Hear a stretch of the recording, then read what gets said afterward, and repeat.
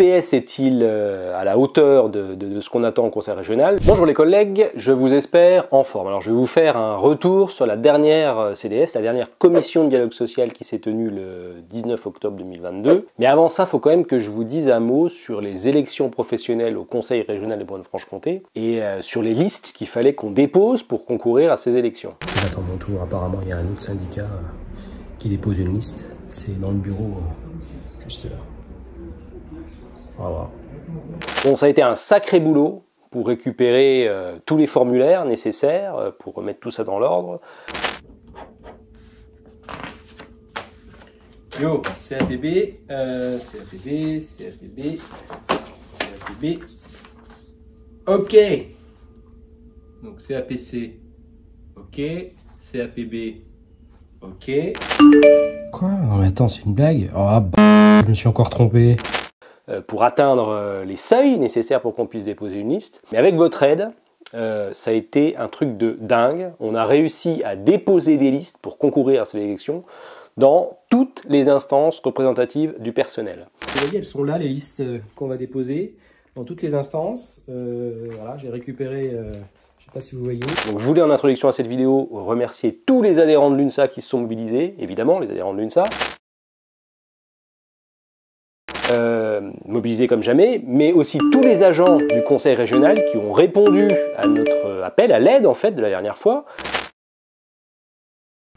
Et ils ont répondu massivement à cet appel à l'aide et ils nous ont apporté leur soutien en nous renvoyant leur candidature. On veut être candidat, on veut apporter notre soutien pour que l'équipe UNSA puisse déposer des listes dans toutes les instances et que vous puissiez concourir à ces élections représentatives du personnel. C'est pas compliqué, on a déposé donc des listes partout et des listes au taquet dans toutes les instances, je vous l'ai déjà dit, et j'ai reçu plus de candidatures que de places disponibles sur les listes. C'est un truc de dingue, c'est du jamais vu, j'avais jamais vu ça.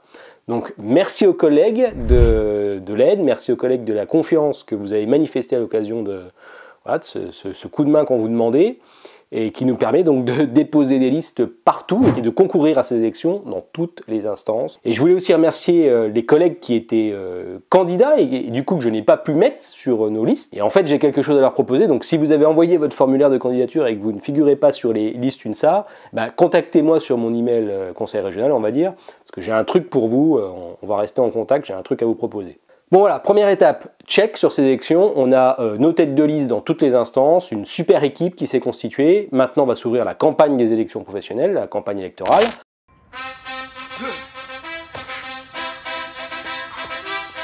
Alors ça va pas nous empêcher cette campagne de continuer de faire le job actuellement, comme actuellement en fait, de représenter les personnels. Et d'ailleurs c'était un peu l'objet de cette vidéo, faut que je vous parle de la dernière réunion de dialogue social. Donc la CDS du 19 octobre, il y avait deux sujets à l'ordre du jour. Le PS est-il à la hauteur de ce qu'on attend au conseil régional? Le PS, c'est le plan de sobriété du conseil régional. Et le deuxième sujet, c'est les fiches de poste des agents des établissements d'enseignement et du CREPS, les fiches de poste pardon, des agents des lycées.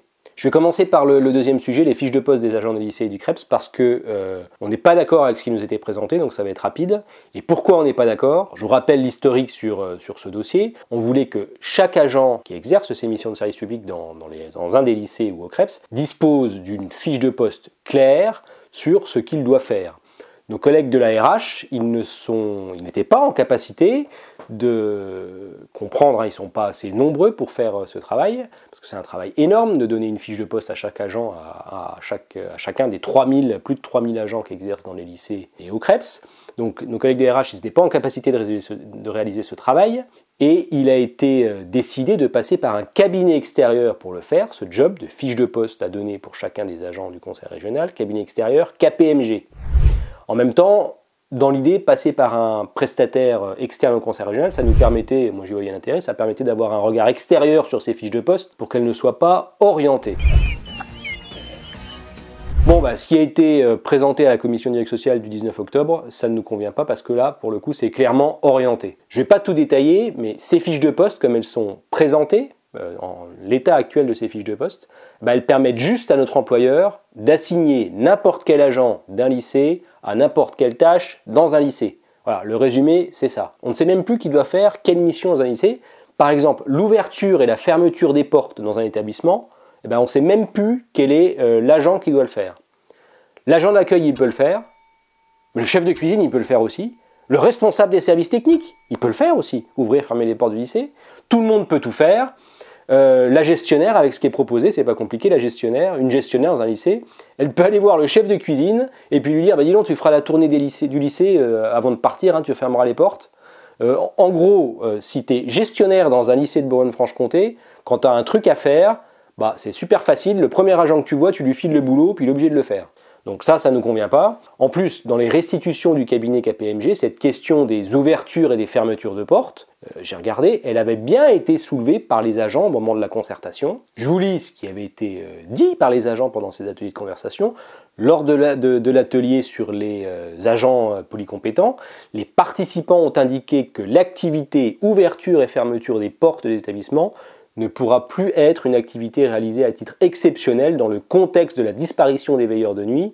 Les participants de ces ateliers ont souligné le fait que dans certains lycées, le tour de l'établissement effectué par le veilleur de nuit dure au moins 2h30 pour fenêtre, lumière, fuite d'eau, fermez la parenthèse, et cette tournée ne peut être assurée par des agents sans que cela soit explicitement prévu dans les emplois du temps. Ça, c'était ce qui était remonté pendant les ateliers de concertation pour établir les fiches de poste pour les agents. Petite parenthèse, on ne remercie pas l'administration sur ce dossier des veilleurs de nuit. Je rappelle que l'administration a supprimé en douce les veilleurs de nuit. Pourquoi ? Parce que les agents qui étaient veilleurs de nuit au conseil régional, ils avaient une partie de leur activité évidemment la nuit, et ces heures effectuées la nuit, elles étaient bonifiées. Alors ça, pour le conseil régional, c'était insupportable. Donc plutôt que payer une bonification d'heures, c'était une bonification en temps, hein, c'est des heures qui valaient un petit peu plus, parce que le travail de nuit, en fait, c'est un travail qui est plus fatigant que le travail de journée, ça a des contraintes, donc c'est normal qu'il y ait une bonification. Pour ça, pour notre administration, c'était insupportable. Donc plutôt que justement reconnaître cette pénibilité, ils ont préféré carrément supprimer les postes. C'est nul! Bref, je ferme la parenthèse sur les veilleurs de nuit, mais je profitais de cette vidéo pour rappeler que sur ce dossier, l'administration n'avait pas été au top. J'en reviens à ce qui a été dit pour les agents pendant les ateliers KPMG, là, sur les fiches de poste. Fiches de poste, donc fermeture, ouverture des portes. Donc la fermeture et l'ouverture des portes doit être explicitement prévues.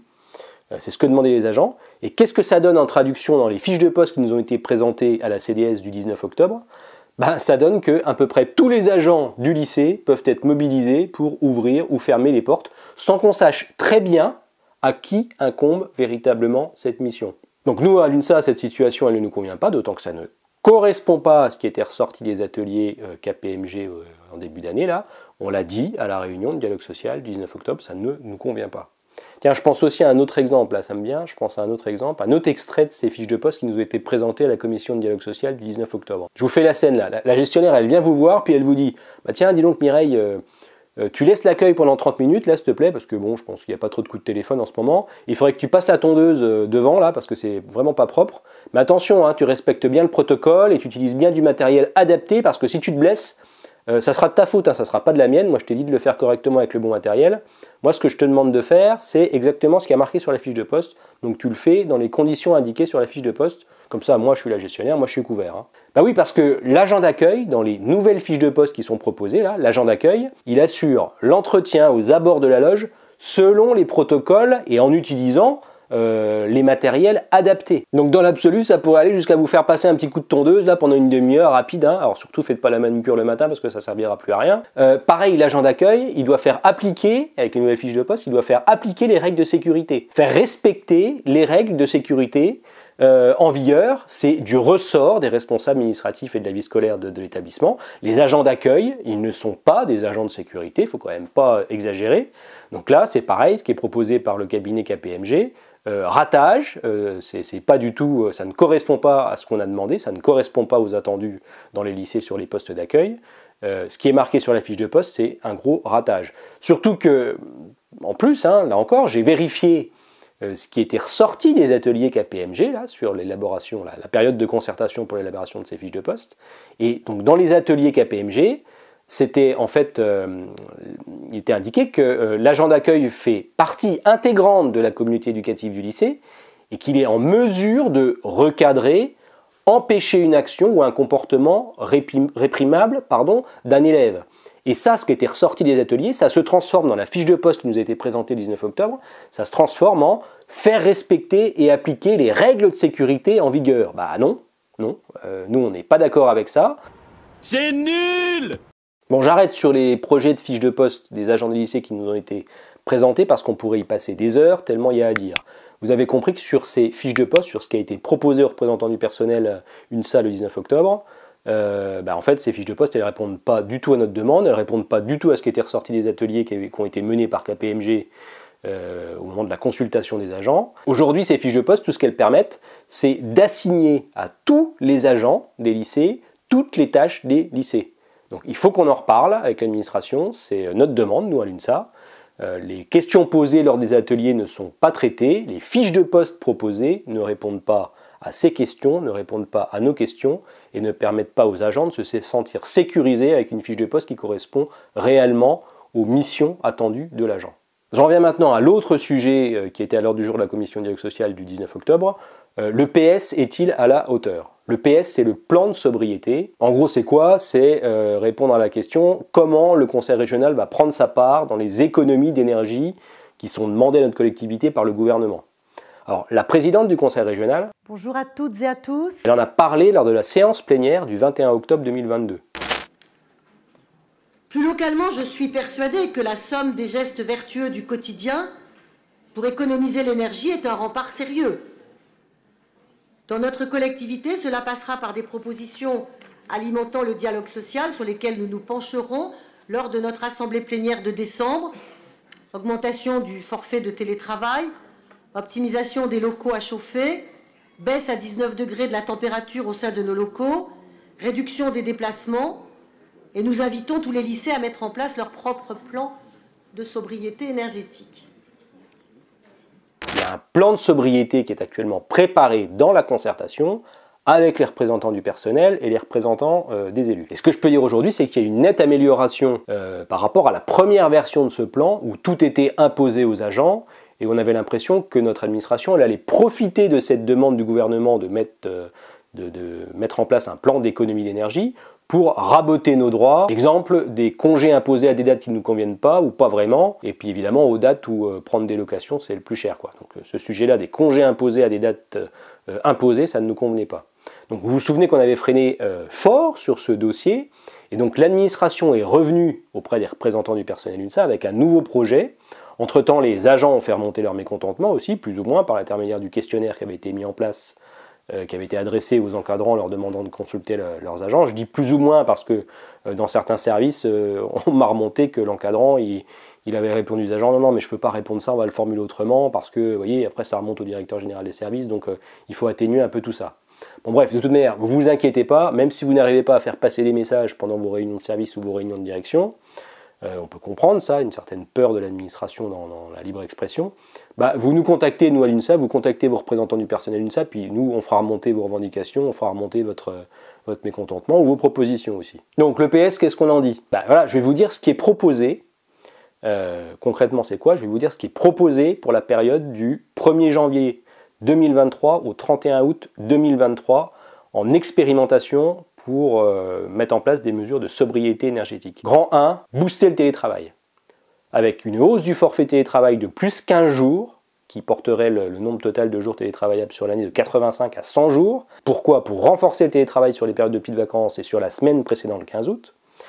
Autre mesure pour booster le télétravail, aller au-delà des 3 jours hebdomadaires de télétravail. La possibilité de poser 5 jours de télétravail par semaine, donc pour les périodes de petites vacances de la phase d'expérimentation ainsi que pour la semaine du mois d'août où le conseil régional serait fermé, je vais en reparler. Réévaluer de plus, donc augmenter de plus 15% le montant de l'indemnité de télétravail qui passerait donc de 2,50 € par jour à 2,88 € par jour, mais attention, c'est une mesure qui a été annoncée, hein, donc on pense qu'elle va se faire, mais qui dépend de l'État. Le lancement d'une mission sur les métiers qui ne sont pas aujourd'hui en capacité de télétravailler, qui ne sont pas encore, sur les postes qui ne sont pas encore télétravaillables, pardon, exemple courrier, maintenant chauffeur, et qui pourraient le devenir partiellement avec adaptation des outils et mise à jour des fiches de poste. Et puis aussi toujours sur ce sujet de booster le télétravail au conseil régional pour répondre à la sobriété énergétique, eh bien c'est pour les agents d'astreinte la possibilité d'assurer leur astreinte en télétravail. Le deuxième grand volet de ce PS, de ce plan de sobriété, c'est encourager la mise en veille de bâtiments administratifs. Vous avez compris l'idée, si on met en veille un bâtiment administratif, on met en veille les consommations électriques, on consomme moins d'électricité, on consomme moins de chauffage, on arrête la clim et donc on fait des économies. Donc mise en veille des bâtiments administratifs du Conseil régional le 18 mai 2023, la semaine du 7 au 11 août 2023, et puis aussi le 14 août 2023. Et pour les agents, ça veut dire quoi, cette mise en veille des bâtiments? Ça veut dire que les agents qui ne viennent pas au bureau, ils posent des jours de congé, de RTT ou des récupérations d'heures. Petite précision sur ce point, c'est aussi une évolution par rapport au premier projet de l'administration qui était dans les tuyaux, et dont on avait eu connaissance. Pour la semaine du 7 au 11 août 2023, il serait possible de poser aussi des jours de télétravail, jusqu'à 5 jours de télétravail sur cette semaine. Et puis, pour les agents qui ne peuvent pas télétravailler du fait de la nature de leur mission, 2 bâtiments resteront ouverts cette semaine. À Dijon, dans le bâtiment 17 Trémouille, et à Besançon, sur le site de Castan, avec la possibilité pour les agents qui ne peuvent pas télétravailler sur cette semaine, d'y accéder avec leur dossier et du matériel, et donc de travailler sur ces 2 sites quand vraiment leur poste n'est pas télétravaillable. Autre mesure aussi expérimentée sur 2 sites, ça serait les bâtiments de Lafayette à Planoise-Besançon et puis du 16 Trémouille à Dijon, expérimenté sur ces 2 bâtiments. Sur ces 2 bâtiments, au total, ça fait autour de 120 agents, 60 agents à Trémouille et 70 à Planoise, quelque chose comme ça, c'est à peu près identique. Donc au total, c'est 120 agents, c'est 2 sites, une expérimentation qui consiste en des séquences répétées de mise en veille des bâtiments. Donc, mise en veille des bâtiments Lafayette et puis 16 Trémouille pendant 3 jours sur tout le mois de janvier et tout le mois de février 2023 pour voir ce que ça donne en termes d'économie d'énergie. Donc 3 jours de veille consécutifs tout le mois de janvier, tout le mois de février 2023, c'est le vendredi en fait, donc vendredi, samedi, dimanche, pendant 2 mois à chaque fois mise en veille du bâtiment. Et il s'agirait aussi d'expérimenter, toujours sur ces 2 bâtiments là, pour 120 agents, à peu près 120 agents concernés, Planoise et 16 Trémouille, une fermeture sur la semaine de vacances de février, fermeture complète. Donc l'idée du DGS, c'est pour les agents qui seraient concernés, du télétravail, et si pas possible de faire du télétravail, une affectation, vous avez compris, sur un site en présentiel. Pour les collègues de Planoise, donc ça serait Castan à Besançon, et puis pour les collègues du 16 Trémouille, ça serait soit au 12 Trémouille, soit au 17 Trémouille, en présentiel, quand c'est pas possible de télétravailler les journées où les bâtiments seraient mis en veille. Alors je viens de vous donner, ce que je viens de vous donner, c'est les mesures de la V2 du PS, du plan de sobriété du Conseil régional. Il y a encore des points qu'il est nécessaire d'améliorer, qu'on demande à l'administration d'améliorer. Et ce dossier, il arrive au comité technique au mois de novembre, le 17 novembre, là. Et pour que ce dossier soit acceptable, accepté par l'UNSA, je vous dis les points qu'il faut encore améliorer. D'abord, tous les chiffres d'économie d'énergie qui sont exprimés dans le document présenté par l'administration, parce que là je vous ai donné que les mesures, mais il y avait des chiffres qui étaient donnés. Tous les chiffres qui ont été donnés par l'administration dans ce document, ils doivent être explicités, car ils semblent un peu sortis de nulle part, je ne vous le cache pas, des publications, je ne sais pas d'où ils viennent, sans doute de publications techniques qui n'ont rien à voir avec notre situation au Conseil régional. Donc il faut vraiment qu'on nous parle d'éléments qui concernent le Conseil régional. Il manque des moyens de mesure de consommation énergétique au Conseil régional des différents bâtiments administratifs. Et pour nous, l'UNSA, on pense que c'est un sujet qui doit absolument être retravaillé par l'administration. On ne peut pas sortir comme ça des chiffres de nulle part et les appliquer au Conseil régional, ça ne peut pas fonctionner. Donc il nous faut des chiffres propres au Conseil régional, il faut mesurer les économies. Ensuite, ce qui ne va pas non plus, c'est le nomadisme bureautique intersites. C'est pas vraiment acceptable parce que pourquoi ? Parce que ça va provoquer une hausse des RPS au Conseil régional. Donc c'est aussi un point qu'il faut améliorer avant le comité technique du 17 novembre. Pareil, la pause de jours de congé RTT imposée, c'est pas non plus acceptable en l'état. À l'UNSA, nous on a proposé, puisque c'est une guerre pour faire des économies, c'est pas une guerre contre un virus, c'est une guerre pour faire des économies d'énergie. Puisqu'on est en guerre, c'est un peu la même situation que pour le Covid, on n'a qu'à mettre les agents en ASA quand on décide de mettre en veille un bâtiment. Voilà. De la même manière que pendant le virus, on a dit vous restez chez vous, vous êtes en ASA, venez pas parce que c'est la guerre. Et là, si c'est la guerre pour faire des économies, si on décide de mettre en veille un bâtiment, ils ont qu'à nous mettre en ASA ou pourquoi pas réactiver les jours de la présidente si nécessaire. Il y a aussi un point sur lequel il faut que l'administration retravaille son dossier, c'est celui de la pause des récupérations d'heures. Parce qu'aujourd'hui, on peut récupérer au siège qu'une journée par mois. Donc il faut modifier le règlement du temps de travail du conseil régional pour éventuellement permettre aux agents de récupérer 2, 3, 4, 5 jours de suite si un bâtiment devait être complètement mis en veille et que le collègue il soit obligé de poser 3, 4 ou 5 jours de récupération d'heures. Donc ça, il faut modifier le règlement de temps de travail. En l'état de ce qui est proposé par l'administration, ça n'est pas possible, donc il faut regarder ce sujet. J'attire aussi, je profite de ce point-là pour attirer l'attention des collègues sur le fait que booster le télétravail, ça peut aussi avoir des effets pervers. Bon, vous connaissez tout ça, mais je vais par exemple vous parler des collègues pour l'été prochain. Ben, moi j'ai des collègues qui me disent qu'ils sont mieux à venir au travail en présentiel plutôt qu'à rester chez eux parce qu'au travail il y a la clim et que chez eux c'est insupportable et qu'ils sont obligés de vivre fermés, vivre enfermés, les volets fermés, il y a trop de chaleur. Donc c'est pas forcément la panacée de mettre les collègues en télétravail l'été. C'est pareil, si on passe en télétravail, si on augmente encore le télétravail, il faut savoir que quand on est en télétravail, eh bien on est au forfait en fait, c'est un peu comme le forfait cadre. On a tendance à travailler plus que les 7h48 qui nous sont demandés. Mais comme on ne pointe pas, ben en fait, c'est du bénévolat pour l'administration. Donc point de vigilance. Point de vigilance aussi, j'allais l'oublier, si on est tous en télétravail les lundis et le vendredi, ben, il va y avoir une saturation des parkings les mardis et le jeudi par exemple. Donc c'est aussi quelque chose qu'il faut que l'administration regarde avant de revenir avec un nouveau projet V3 au comité technique du 17 novembre. Tiens, pareil, j'en profite, il nous est annoncé que le forfait mobilité durable, il va passer à 300 € l'année prochaine. Le forfait mobilité durable, c'est une indemnisation pour ceux qui viennent au moins 100 jours par an en vélo, en trottinette ou en covoiturage, comme passager ou comme conducteur, hein, qui viennent au travail, enfin pour les trajets domicile-travail. Mais du coup, si on augmente le télétravail, bah, les 100 jours, on va difficilement les atteindre puisqu'on aura plus de télétravail l'année prochaine. Donc il y a peut-être un sujet quand même, il y a quelque chose à avoir en tête. Il y a aussi la question de la continuité du service public. Fermer l'accès à des sites administratifs, fermer l'accès au service public régional, avec des porteurs qui, par exemple, doivent déposer des dossiers puis qui ne pourront plus le faire parce que les sites seront en veille, en fait, ils ne pourront pas y accéder. C'est quand même pas tout à fait dans l'ADN des agents du service public à Besançon ou à Dijon, des agents du conseil régional. Donc là, je pense aussi qu'il y a un sujet. Je n'oublie pas non plus la question des fermetures, cette fois de décembre de cette année, qui ne nous convenaient pas et on l'avait dit. Et puisqu'il y a des assouplissements sur ce qu'on peut poser comme jour quand les bâtiments sont en veille, il faut que ces assouplissements prévus pour 2023 puissent également être utilisés pour cette semaine de fermeture en décembre 2022. Bon, je suis déjà super long là, je me rends compte que je vous ai donné beaucoup d'informations, j'espère que vous êtes encore là.